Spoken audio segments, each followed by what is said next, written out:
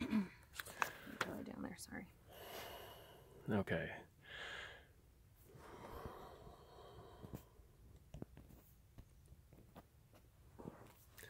So, Susan, how is your home the expression of your soul?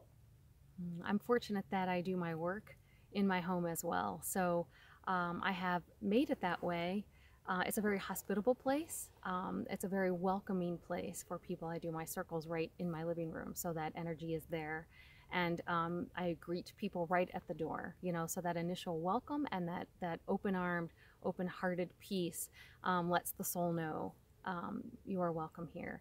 I think the environment of candles and setting intention, you know, when you come in and being really focused on that, like what is our intention of being together today?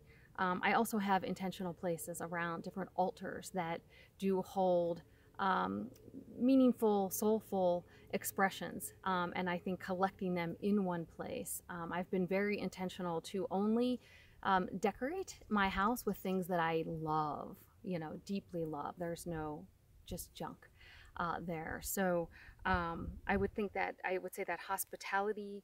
I also have a role of nourishing and nurturing. So making sure that when people come, that we understand together what are their needs, how are they meeting them, and how might I. So really a felt sense of that. You know, what do you need, and then nourishing that primarily with listening. I find listening to be so powerful, and the soul is just so ready to be in a space of being heard.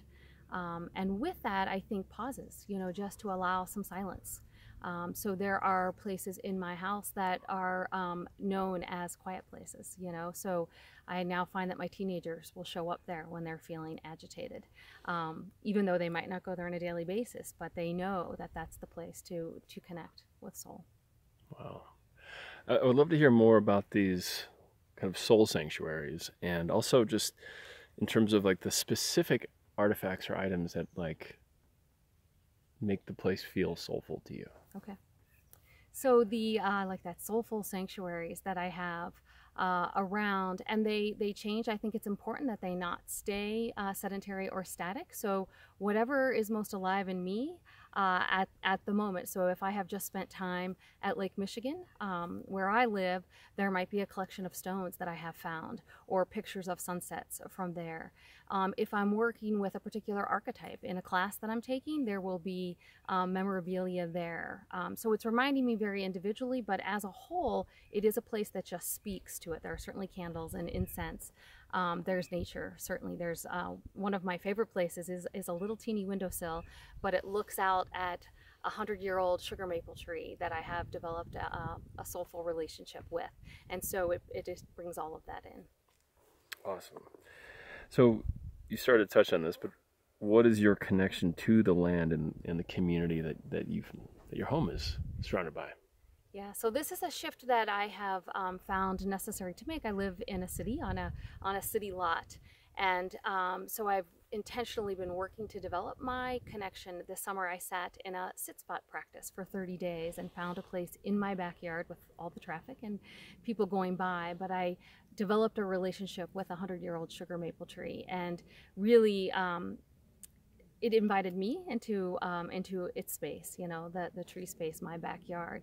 And so now I feel a mutuality between us, and I feel that I'm a caretaker for her and she for me as well. There is a family of hawks that comes through that I now notice and name. And so while it might look like just a manicured lawn to anyone else, it has become a sanctuary and a place that I can deeply connect with soul like that because of the habit. In a little bit bigger expanse than that, there's a 300-acre forest preserve about a mile from my house. And so a group of women from Circle, and actually one of my purpose clients has really discovered that her purpose is to help people reconnect with their inner nature by taking them out in nature. So she will take us frequently on walks in this forest preserve, which has up to this point been a scary place, but it's completely undeveloped. It was you know, a sanctuary for the indigenous people of our region, and so we will go there and we will watch the hawks and be with the deer. There are dozens of deer in there. So and also being caretakers to that land. We will collect the garbage that is there, and really try to bless the land as it blesses us. And it has become so essential to our mental health to really connect with soul that we are noticing and naming. And our current edge there, our growth edge, is to go in silently. And so we will be doing that over the winter, is to go in and have these silent excursions in the land. And lastly, I would say is my garden. I have a butterfly garden and also a vegetable garden in my front yard. I am the only one in my town that has a vegetable garden in the front yard, but I am connecting to something bigger with the community gardens in my neighborhood, and also the wildlife oasis and sanctuaries. And we are bringing back the butterflies, and we really noticed a difference this summer, the number of pollinators that are now returning. So it's been remarkable to awaken to this in my own backyard. Wow, that's great.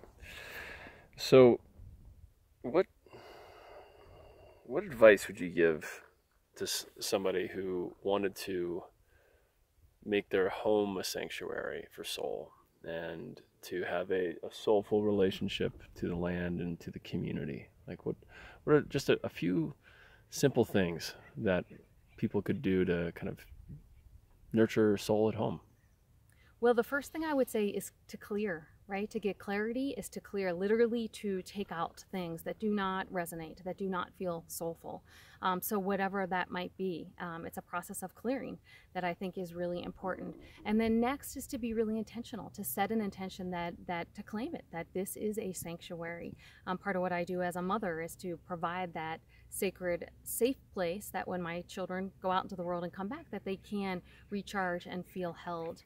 I'm fortunate that the work I do is there, so soulful conversations really help to water the field. If I can clear, I can set the intention, and then to bring that energy in. I've had over 500 circles in this space, so the energy of soul is just, prescient right there. So I think start with that. Clear out what does not resonate, does not speak of soul or allow the soul to speak, and be intentional, whether there are sanctuaries in certain places or how the whole house feels, that you welcome soul in.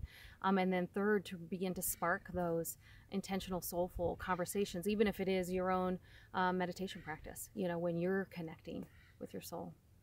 Awesome. Great. Anything else that you want to share? Or you want to talk about relationship at all, or are you good there?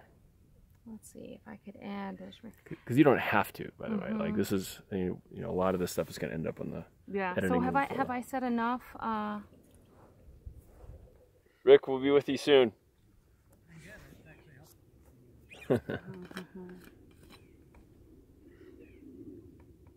I mean, you had that other piece about community. I am quite a community activist and builder there. Yeah. Let's dive into that, because that's so you. I mean, like. Yeah.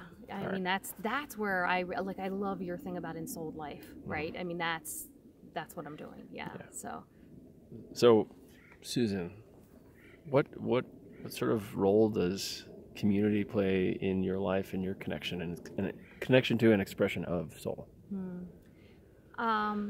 Definitely, I feel soul most intensely among other people in we spaces, and so I have really committed. I don't live with my family of origin, and so I've really committed for the last 20 years to developing communities of people who share purpose, who share intention, and share activity and action. And so I am always connecting people that have, I think, either a shared purpose, shared passion, shared intention, and then creating spaces safe for the soul to show up. Whether it looks like a training in nonviolent communication in Austin. I live near the Austin neighborhood, and we have been going into there to train together with the people in nonviolent communication. So some of it's educational, but it's very soulfully done in my from my vantage point, and with a lot of intention, and bringing people into that so that it's more than just a learning process. We also went into the garden this summer in Austin and worked on a collaboration to bring youth in Austin and teach them community garden. Very, very soulful work there, and just brilliant. And so I'm always looking for what people's you could say purpose, but their talent, their gift, how they contribute to the community, and then to create space and let them know you're needed, and how can we together create a place that's better. And I have experienced that better together. So I'm always looking for that need. In my community 10 years ago, nobody was teaching children service learning. I thought, well, I guess it's for me to do. So I created a program that's still going on now, teaching children, meeting every Thursday, how to think about something more than themselves, and those growing circles of concern. And so that was a really interesting moment to go into a public school and create this place at lunch for Soul to show up. And, fourth graders, 9, 10-year-olds just love that kind of place. So I think community is a potent place to activate the potential of Soul. Wow, beautiful. Thank you, Susan.